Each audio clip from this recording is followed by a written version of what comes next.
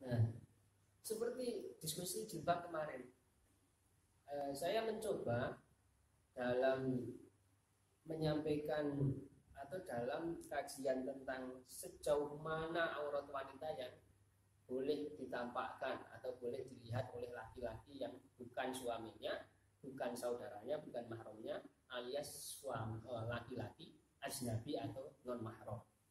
Sejauh mana?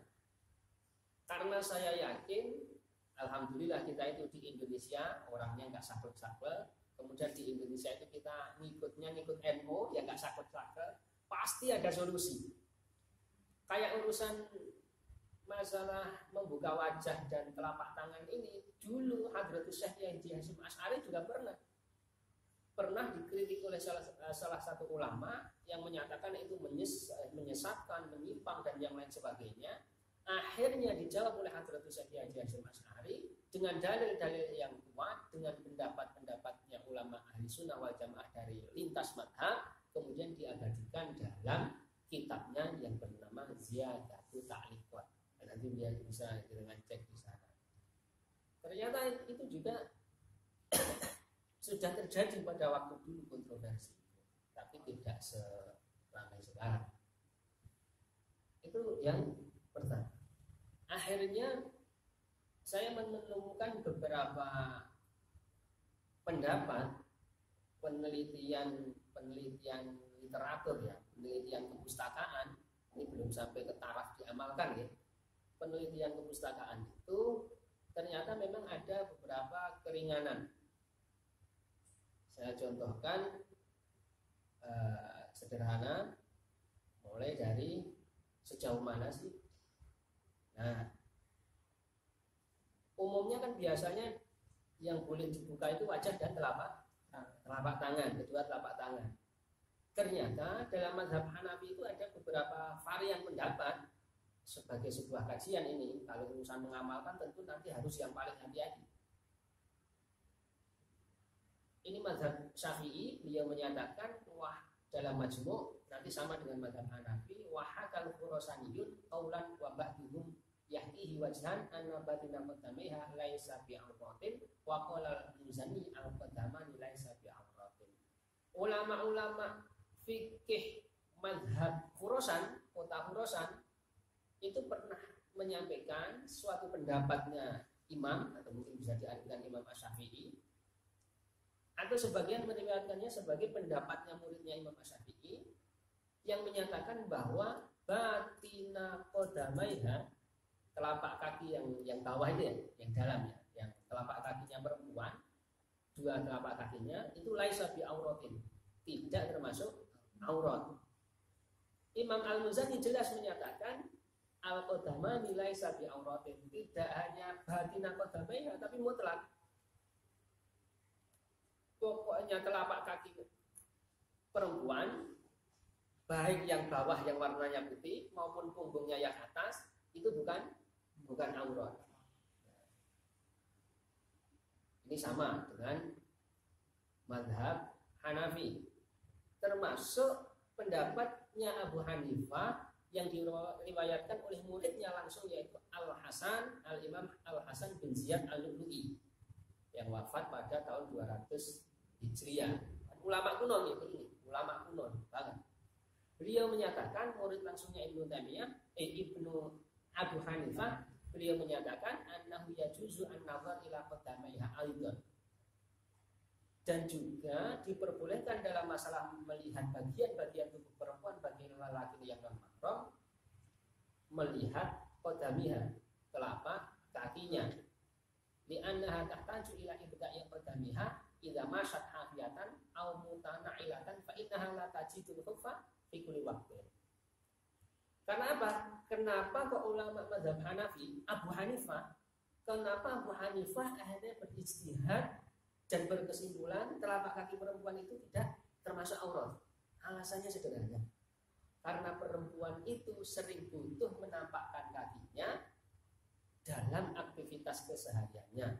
Idza masyat, ketika dia berjalan, hafiatan, ketika jalan tidak menemukan sepatu, tidak menemukan sandal, dia harus telanjang kaki.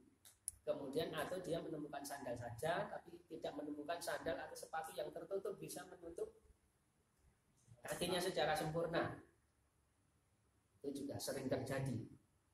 Fa innaha la tajidul khufa fi kulli waqtin, karena ya, zaman konteks dahulu Imam Abu Hanifah, menurut Imam Abu Hanifah, sulit orang dulu itu setiap saat harus diharuskan memakai sepatu yang menutupi seluruh kakinya.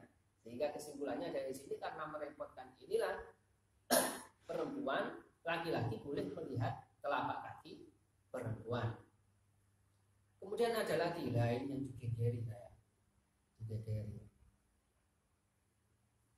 Demikian juga ada yang menyatakan, ini kajian pustaka, belum sampai ke tingkat diamalkan. Wa kadzalika yubahu an-nazar ila saqiha idza lam yakun an-nazar an syahwati. Nah,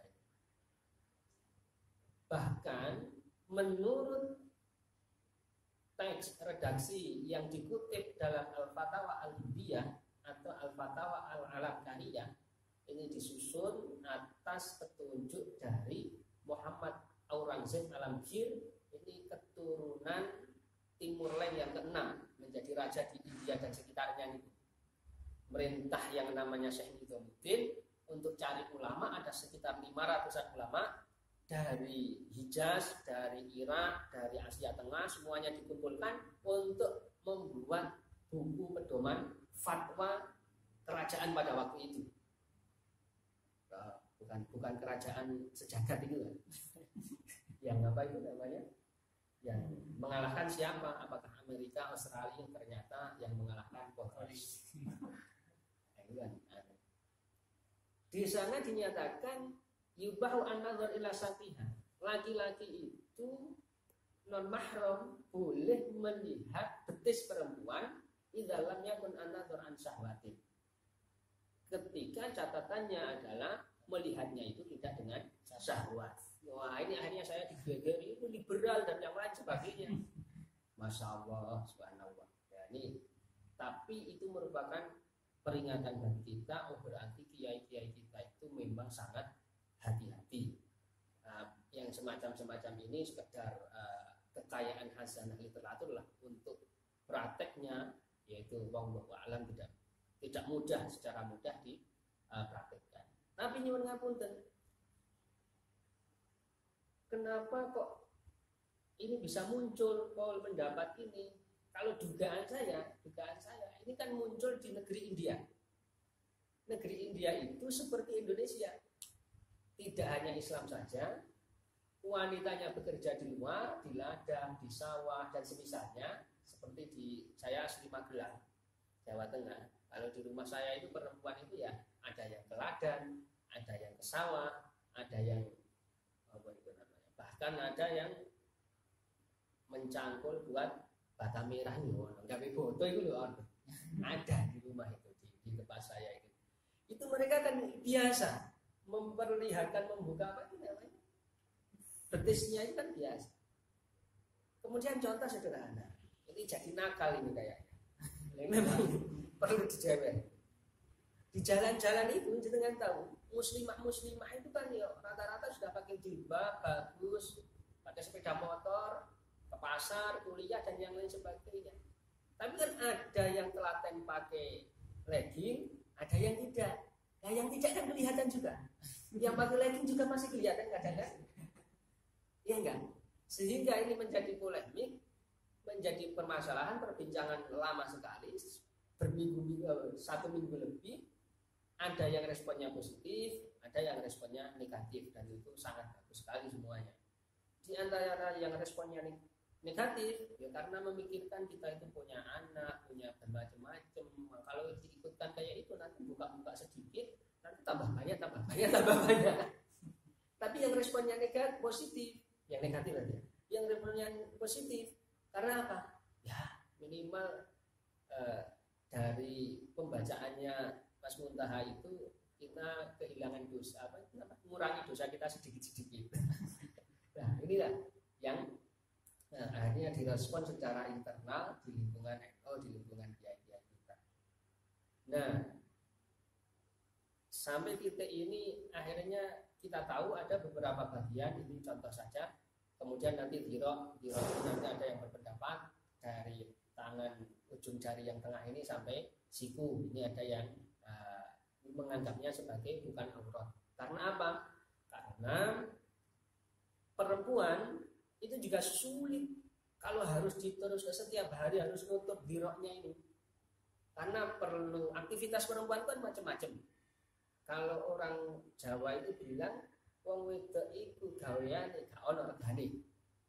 Dari pagi sebelum subuh sampai maghrib sampai mau tidur itu masih ada pekerjaan. Bahkan di ruang tidur itu masih juga ada pekerjaan. Nah, pekerjaannya kan macam-macam. Pekerjaannya mencuci, memasak dan macam-macam. Nah, ini kan butuh ini dibuka. Dibuka ini kan butuh dibuka.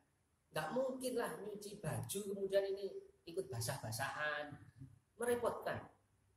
Kemudian memasak ini kemudian kena saus, kena apa, ini mesti dibuka. Buka apa itu namanya, ziroknya ini, hasta tangan yang bagian bawah ini. Maka menurut ulama Hanafiyah, saya bukakan, maaf saya nggak sempat nulis apa itu buat PowerPoint karena kemarin sakit. Nah, ini dan darahnya aku goroi. Waktu kira fi jamil baromika an Abi Yusuf annahu yubahu an nazar ila dhira'aiha. Dan disebutkan dalam Jamil Baromika kitab atau apa dari Abi Yusuf itu muridnya langsung Imam Abu Hanifah juga, wafatnya lebih sepuh daripada yang tadi Abu Al Hasan tadi, wafat 1802 Hijriah. Beliau menyatakan laki-laki non mahram itu yubahu an-nazar ila dhira'aiha aidan, boleh melihat apa ini? Tangan bagian bawah, dhira' atau hasta dari perempuan ajnabiyah, dari perempuan yang bukan mahramnya. Li annaha fil khubsi wa ghusli thiyab tubtala bi ibda'i dhira'aiha. Karena apa? Karena ketika masak, ketika mencuci baju dan aktivitas yang lainnya, mereka itu perlu sangat kerepotan dan harus tertuntut untuk membuka lengan bajunya. Dari sini akhirnya disimpulkan karena kerepotan itu Imam Abu Yusuf muridnya Abu Hanifah mempunyai ijtihad yubahu an-nadhar ila dhiraiha, laki-laki boleh melihat hastanya atau dhiroknya atau tangan bagian bawahnya perempuan. Kemudian termasuk giginya, karena ketika ngobrol ya kelihatan gigi depannya perempuan itu. Ketika ngobrol kan juga kelihatan, ini hanya juga diperbolehkan. Tapi syaratnya ya ini yang perlu menjadi catatan. Dari catatan-catatan tadi, dari kekayaan khazanah fikih Ahlussunnah wal Jamaah tadi, semuanya harus sepi dari syahwat.